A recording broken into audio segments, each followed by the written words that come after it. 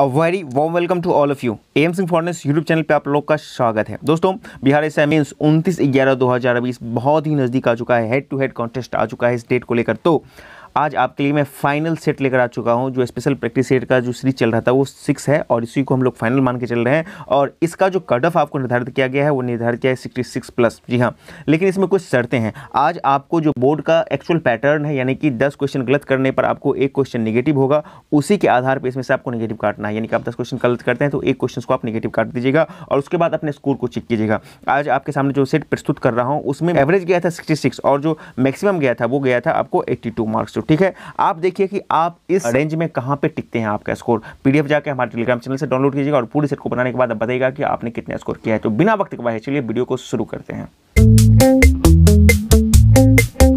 आज के सेट का प्रथम प्रश्न बोल रहा है कि ए और बी किसी काम को क्रमशः 15 और 10 दिन में पूरा करते हैं और एक काम को करने के लिए इनको 75,000 रुपया का ठेका मिला और ठेके में बी का हिस्सा कितना होगा। तो चलिए पहले इन लोग का जो दिन है यानी समय जो लेते हैं वो लेते हैं 15 और 10 लेते हैं, यानी कि ए 15 और 10 लेते हैं तो ए और बी का अनुपात कितना हो जाएगा, 3:2 हो जाएगा। ये इनका दिन हो जाएगा। क्षमता की बात होगी क्योंकि हिस्सेदारी की बात करें तो जो कम दिन में काम करेगा वो ज़्यादा पैसा लेगा, तो उलट जाएगा।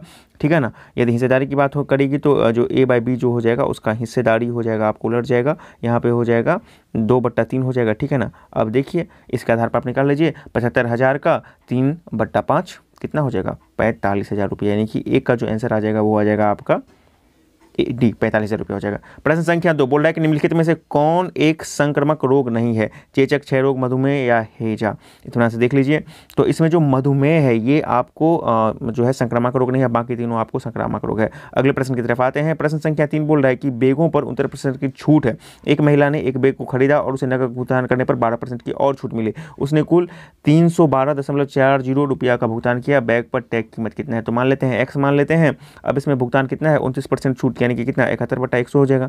और फिर आपको कब इतना 12% छूट है यानी कि 88/100। अब इसने कितना किया, ये किया है 312 और जो है 0.40 किया है। अब इसको आप सॉल्व कर लीजिएगा तो इसका जो वैल्यू आ जाएगा एक्स का वैल्यू आ जाएगा 500 रुपया आ जाएगा। अगले प्रश्न की तरफ आते हैं। प्रश्न संख्या 4 बोल रहा है कि 15 व्यक्तियों की औसत आयु 32 वर्ष है। यदि 2 व्यक्तियों को जोड़ दिया जाए तो औसत आयु जो है 3 वर्ष बढ़ जाएगा। नए व्यक्तियों की आयु में 9 वर्ष का अंतर है। तो मान लीजिए एक व्यक्ति का एक्स तो दूसरा व्यक्ति का x/9 हो जाएगा और यहाँ पे 32 और का जो एवरेज है, जो 15 व्यक्ति का 32 का एवरेज है उसको हम लोग कर लेंगे एक साथ और उसमें इतना जोड़ने के बाद फिर जो नया आ जाएगा कितना 3 वर्ष बढ़ जाएगा यानी कि 35 हो जाएगा। 35 को 17 से कर लेंगे तो सारा कैलकुलेशन आप जो कर लीजिएगा तो इसका जो वैल्यू आ जाएगा एक्स जो बड़े व्यक्ति का वो आ जाएगा आपको 62 आ जाएगा। ठीक है ना, 9 जोड़ना होगा। प्रश्न संख्या 5 निम्नलिखित जो है आपका ये क्रम है इसके अनुसार आपको चूज करना है कि कौन सा अगला होगा। तो यहाँ पे देखिएगा तो 2 का माइनस है। ठीक है ना, तो एम या जे हो जाएगा। ठीक है ना, ऑप्शन सी इसका हो जाएगा। इसको आप लोग अपने से इत्मीनान से कर लीजिएगा। प्रश्न संख्या 6 बोल रहा है कि किसी ध्वनि तरंग का तरंग दैर्घ्य 2 मीटर है और वेग 250 मीटर प्रति सेकंड है। इसका आवर्तकाल सेंटीमीटर में किया ज्ञात कीजिए।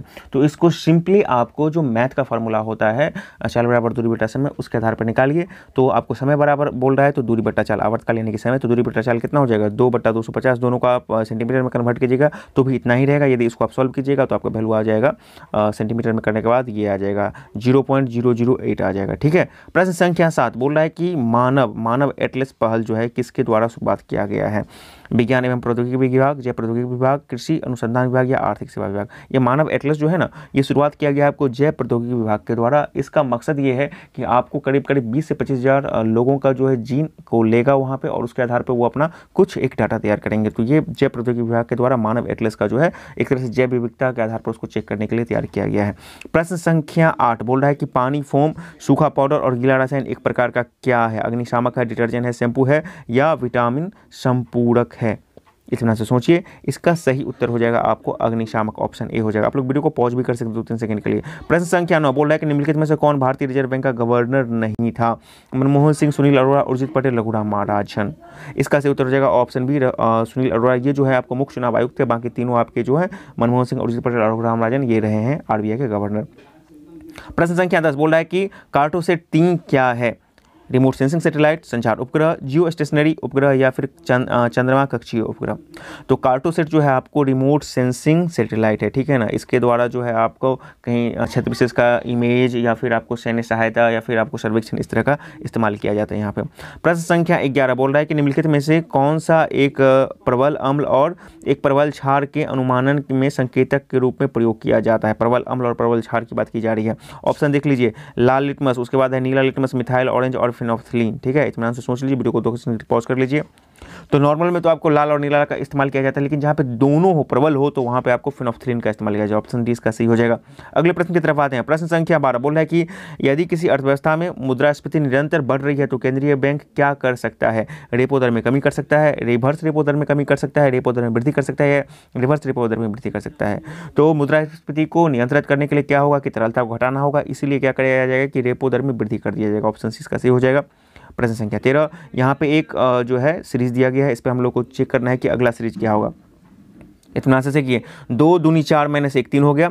अब 3 दूनी 3 तिया 9, मतलब 2 3 ऐसे करके गुना करते जाएंगे। 3 तिया 9, 9 मैंने से करेंगे तो 8 हो जाएगा। अब 8 चौका 32, 32 मैंने से करेंगे तो कितना हो जाएगा 31। अब 31 गुने 5 कर देंगे और उसमें से कितना घटा लेंगे हम लोग, घटा लेंगे 1 घटा लेंगे तो हो जाएगा आपका 154। 155 में से करेंगे तो 154 हो जाएगा, ठीक है। प्रश्न संख्या 14 बोल रहा है कि भारत के संविधान के किस अनुच्छेद के अंतर्गत भारत के राष्ट्रपति पर महाभियोग चलाया जाता है? 61, 71, 76 या 85? इसका सही उत्तर हो जाएगा ऑप्शन ए 61 हो जाएगा, जबकि 75 जो है आपको मंत्रिपरिषद की बात करता है। प्रश्न संख्या 15, सिमलीपाल टाइगर रिजर्व जो है किस राज्य में है? छत्तीसगढ़, महाराष्ट्र, आंध्र प्रदेश या ओडिशा? ओडिशा हो जाएगा, काफी फेमस प्रश्न है ये। प्रश्न संख्या 16 बोल रहा है कि दिसंबर 1984 में भोपाल गैस आपदा में निम्नलिखित में से किस गैस का रिसाव हुआ था? मिथाइल आइसोसाइनेट, मिथाइल आइसोक्लोरेट, मिथाइल प्रोपेनेट या मिथाइल आइसोप्रोपेनेट?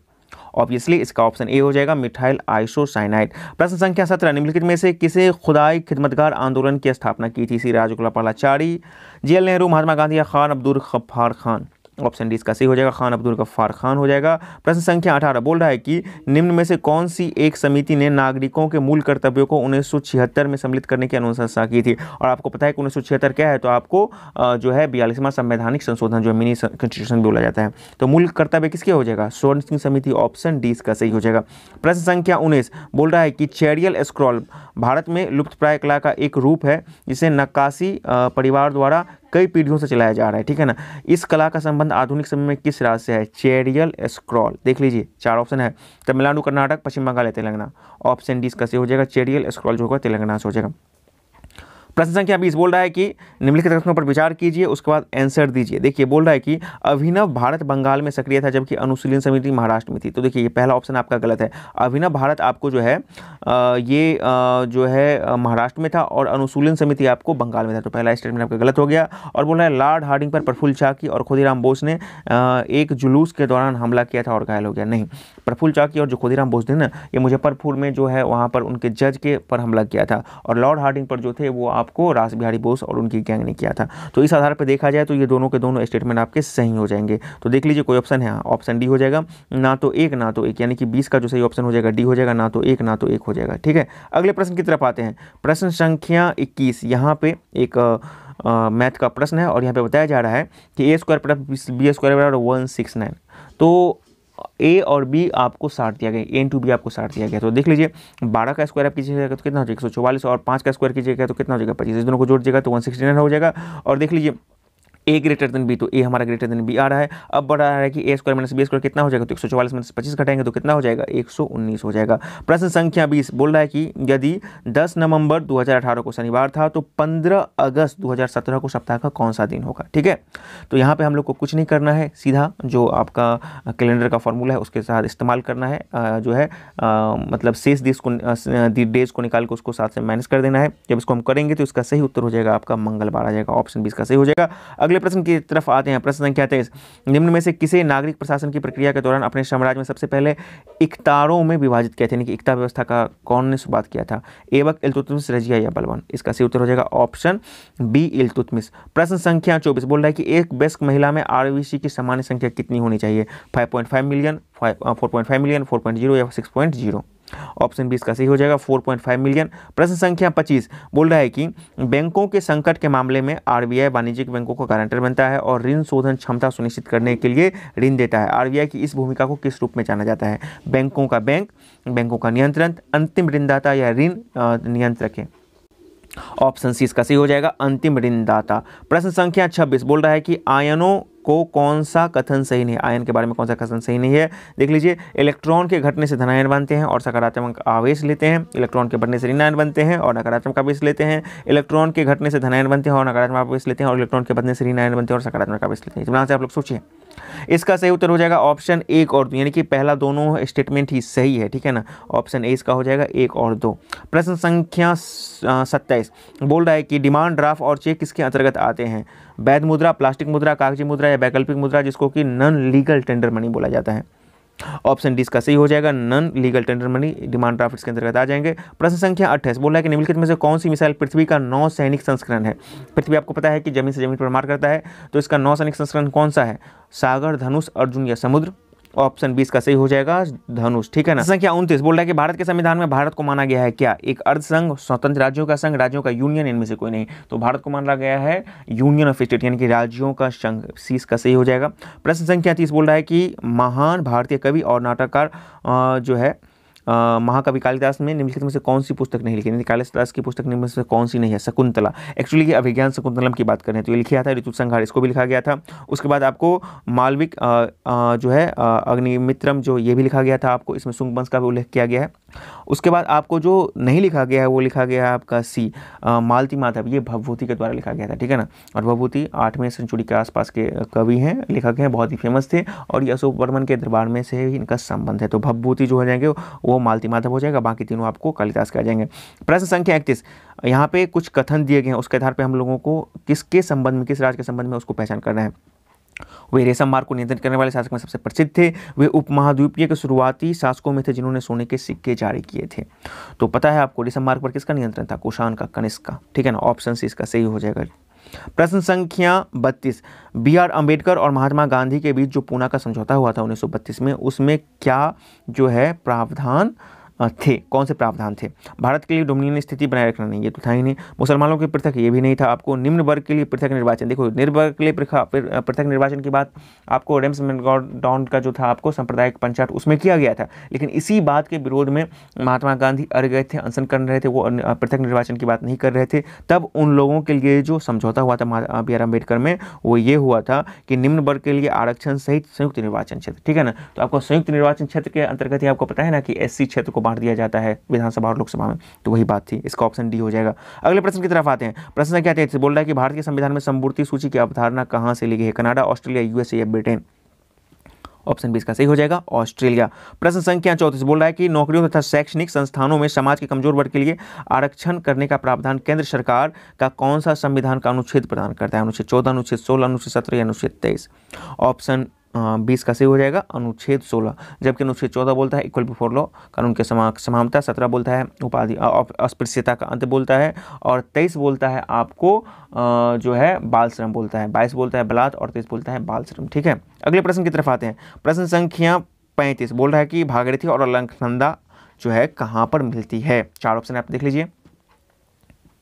इसका सही उत्तर हो जाएगा ऑप्शन सी देवप्रयाग। देवप्रयाग में ये लोग मिलते हैं। प्रश्न संख्या 36 बोल रहा है कि निम्न में से कौन विकिरण हमारे शरीर में सबसे गहराई तक प्रवेश करता है? अल्फा, बीटा, गामा या इनमें से कोई नहीं? तो 36 का सही उत्तर हो जाएगा आपको गामा। गामा सबसे ज्यादा पेनिट्रेटिंग होता है, सबसे ज्यादा आपको नुकसान पहुंचाता है। प्रश्न संख्या 37 यहाँ पे त्रिकोणमिति का एक फॉर्मूला के आधार पर इसको बनाना है। प्रश्न संख्या 37 बोल रहा है कि यदि tan x = cot 65 + 9x तो x का मान क्या होगा डिग्री में? इसको त्रिकोणमिति के फॉर्मूला के आधार पर आपको बनाना होगा। जब इसको पूरा सॉल्व कीजिएगा तो सही उत्तर हो जाएगा 2.5। प्रश्न संख्या 38 बोला है कि निम्न में से किसने समाचार पत्र मूक नायक का प्रकाशन किया है? M.K. गांधी, B.R. अम्बेडकर, ज्योतिबा फूले या M.G. रानाडे? ऑप्शन बी इसका सही हो जाएगा B.R. अम्बेडकर। प्रश्न संख्या 39 बोल रहा है कि टवीडल शब्द का संबंध किस खेल से है? टेबल टेनिस, क्रिकेट, रग्बी या हॉकी? तो टवीडल का जो संबंध हो जाएगा वो टेबल टेनिस से हो जाएगा। प्रश्न संख्या 40 बोल रहा है कि द्वितीय क्षेत्र में जिसको आपको बोला जाता है कोर सेक्टर, उसमें GDP में उसका कितना योगदान है? 10%, 25%, 35% या 50%? तो इसका सही उत्तर हो जाएगा आपका ऑप्शन सी 35%, और सर्वाधिक होता है आपको सेवा क्षेत्र का 50% से ज़्यादा होता है। प्रश्न संख्या 41 बोलता है कि ट्रोकोमा मानव आंख के किस हिस्से को प्रभावित करता है?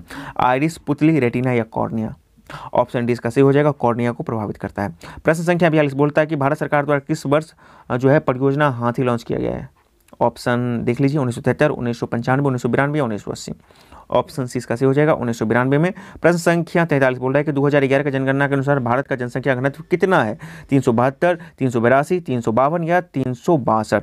ऑप्शन बी इसका सही हो जाएगा, 382 प्रति वर्ग किलोमीटर। प्रश्न संख्या 44 बोल रहा है कि निम्नलिखित में से किसने जलियांवाला बाग हत्याकांड के विरोध में नाइटहुड की जो है पदवी त्याग दी थी? शंकर नायर, अहमद खान, रविन्द्रनाथ टैगोर या आपको बेगम साहिब? इसका सही उत्तर हो जाएगा रविंद्रनाथ टैगोर। प्रश्न संख्या 45 बोल रहा है कि आयुध अधिनियम 1878 और वर्नाकुलर पुलिस एक्ट 1870 दोनों एक ही साल आए थे, ठीक है ना? किसके शासनकाल में आया था? Lord Lytton, Lord Northbrook, Lord Ripon या लॉर्ड डफरे? ऑप्शन ए इसका सही हो जाएगा लॉर्ड लिटन। प्रश्न संख्या 46 बोल रहा है कि 20 वाट अनुमानतक वाले तंतु द्वारा मुक्त उष्मा कितना होगा यदि उसे 2 सेकंड के लिए चालू रखा जाएगा? तो वाट सेकंड की बात की जाएगी, 2 सेकंड, 1 सेकंड में 20, 2 सेकंड में आपको 40, 20 दूना 40। ऑप्शन सी इसका सही हो जाएगा। प्रश्न संख्या 47 बोल रहा है कि निम्नलिखित समीकरणों को सही बनाने के लिए किन 2 चिन्हों को एक दूसरे से बदलना होगा? देख लीजिए, इसको खुद से आपको करना होगा। तो इसका सही उत्तर हो जाएगा सी। आप जब गुना और भाग को आपस में बदल दीजिएगा तो इसका सही उत्तर आपको 27 आ जाएगा, ठीक है। 48 बोल रहा है कि तैराक को पानी में तैरने में कौन सा बल मदद करता है? पेशीय, घर्षण, चुंबकीय या उत्प्लावन? ऑप्शन डी इसका सही हो जाएगा, उत्प्लावन बल करता है। 49 बोल रहा है कि औरंगजेब ने जजिया आकर को फिर से, इसमें कौन सा कथन गलत है ये हम लोग को चूज करना है। औरंगजेब ने जजिया आकर को फिर से लगाया था, बिल्कुल सही है, इसने इसको लगाया था और इन्होंने लगाया था आपको 1689 के आसपास इसको लगाया था, ठीक है ना। उसके बाद है आपको राणा जयसिंह ने औरंगजेब के साथ एक शांति संधि पर हस्ताक्षर किया था, ये भी सही है आपका। उसके बाद बोल रहा है कि आहिस्ता खान ने शिवाजी को पकड़ लिया, ये गलत लगता है। देखिए, शिवाजी जो है दरबार में खुद आए थे, अपने आप आए थे, ठीक है ना, संधि के तहत, लेकिन वहाँ पर उसको जबरदस्ती पकड़कर आगरा किला में, आगरा महल में जो है, आगरा में आपको जो जयपुर महल है उसमें आपको इसको गिरफ्तार करके डाल दिया गया, ठीक है ना। और औरंगजेब ने संभाजी को पकड़ कर मार डाला था, ठीक है। तो ऑप्शन 1, 2 और 4 जो सही है, लेकिन 3 इसका गलत है, ठीक है ना। तो देख लीजिए कहीं पर है तो 1, 2 और 4 यह आपका देख लीजिए, और जो 49 का आपका ऑप्शन बी बन रहा है, 1, 2 और 4, 3 को छोड़ के। अगले प्रश्न की तरफ आते हैं। प्रश्न संख्या 50 बोल रहा है कि ब्यूटी पार्लर में आपको बाल सेट करने के लिए किसका प्रयोग किया जाता है? सिलिकॉन, सल्फर, क्लोरीन या फ्लोरीन? ऑप्शन बी इसका सही हो जाएगा, सल्फर का। प्रश्न संख्या 51 बोला है कि भारतीय स्वतंत्रता संग्राम के संदर्भ में आपको राजनारायण बोस और अश्विनी कुमार दत्त किस धैर्य से संबंध में थे? मध्यवर्ती, धार्मिक, उग्र या फिर उपरोक्त में से कोई नहीं? तो ये दोनों जो थे, राजनारायण बोस और अश्विनी कुमार दत्त, ये उग्रवादी विचारधारा से संबंधित थे।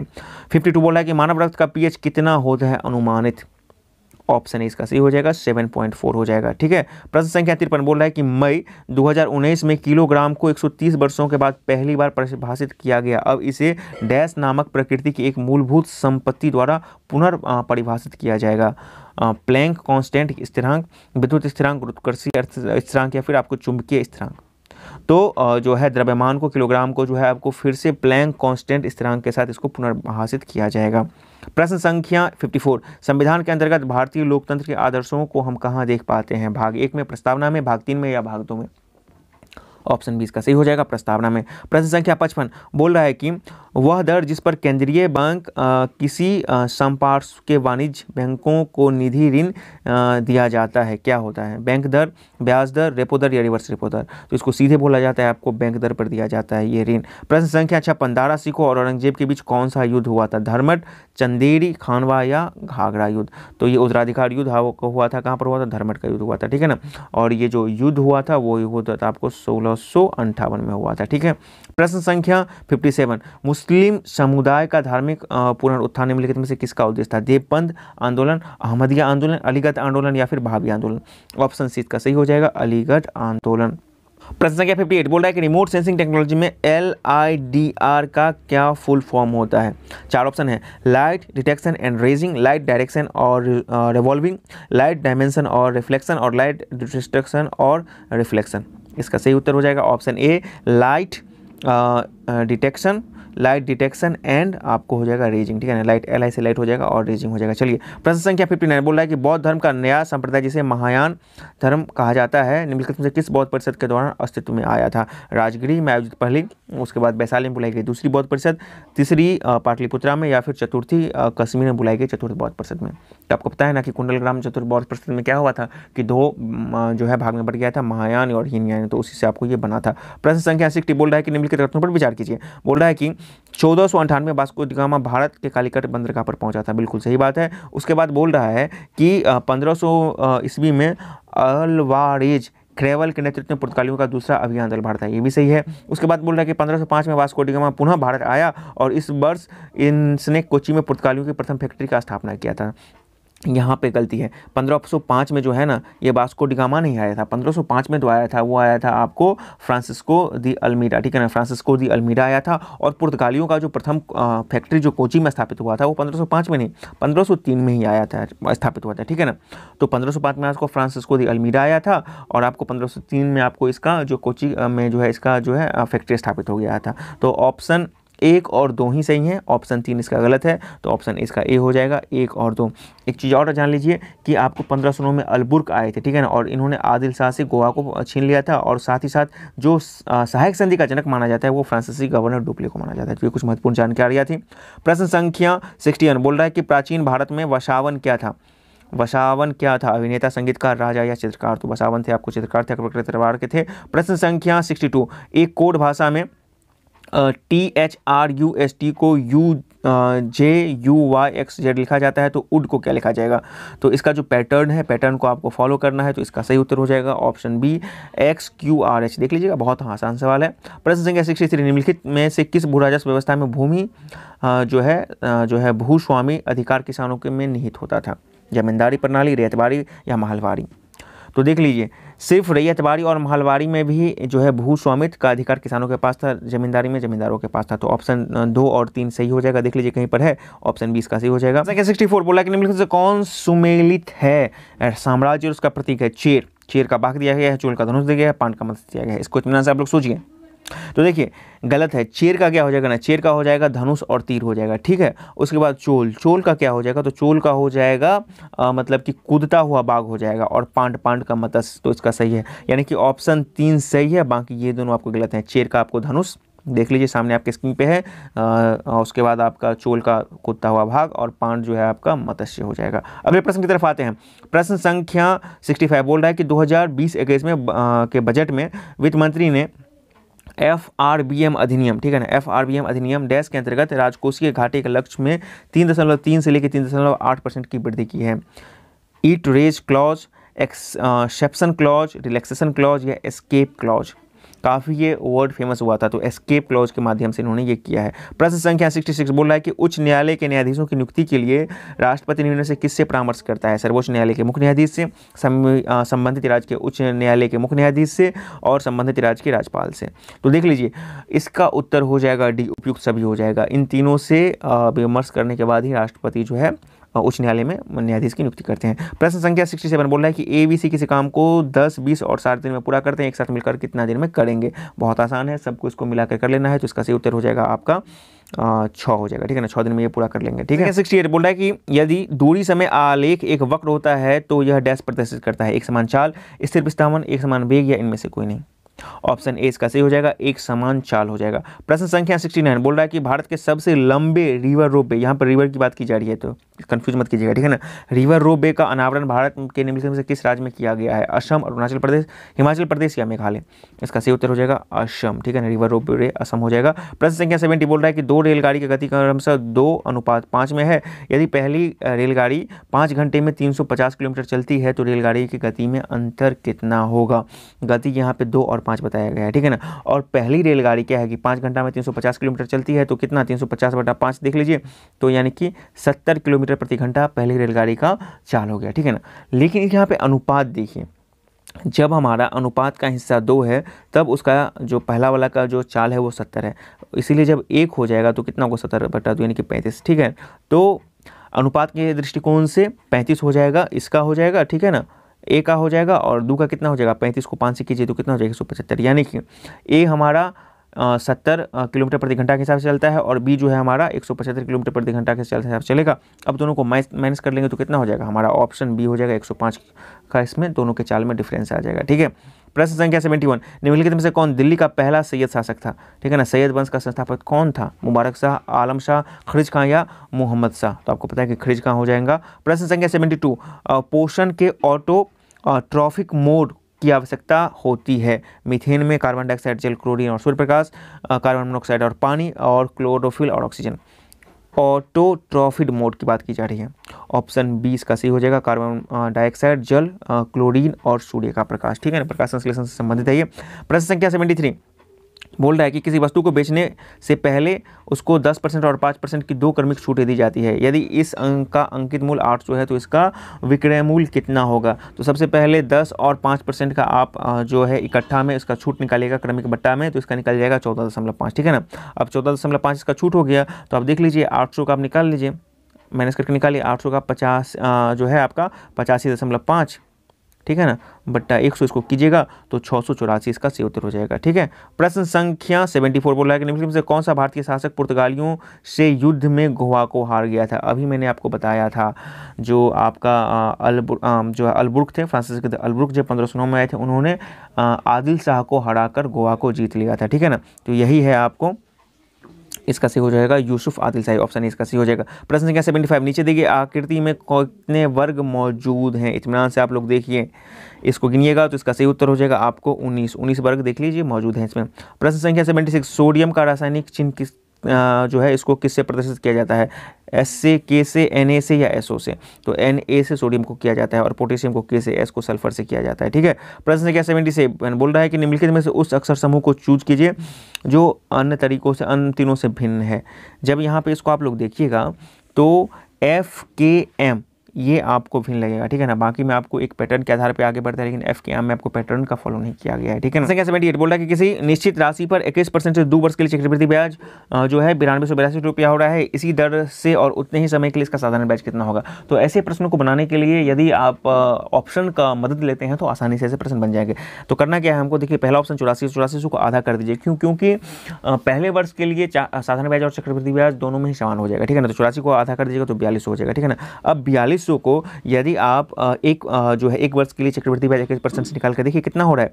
यदि निकालिएगा तो 21 बट्टा 100 को 1 से निकालिएगा, इसको जब आप सॉल्व कीजिएगा तो इसका सही उत्तर आपका आ जाएगा 5582। ठीक है ना, मतलब 4200 का 1% मतलब ये 1 वर्ष के लिए 21% से चक्रवृद्धि ब्याज आपको 5282 हो जाएगा, और इधर आपको जो पहलू का है 4200 है, 4200 और 5082 को जोड़िएगा तो आपका उत्तर 9282 आ रहा है, यानी कि आपका ऑप्शन ए इसका सही हो जाएगा। इसको हम लोग ने ऑप्शन के थ्रू से बनाने की कोशिश की। आप लोग के पास अलग से अपना कोई ट्रिक हो सकता है, जो आपके लिए बेस्ट है उसी को आप फॉलो कीजिए। प्रश्न संख्या 79 बोल रहा है कि फ्लोरिडा जल डमरू किन 2 जल निकायों को जोड़ता है?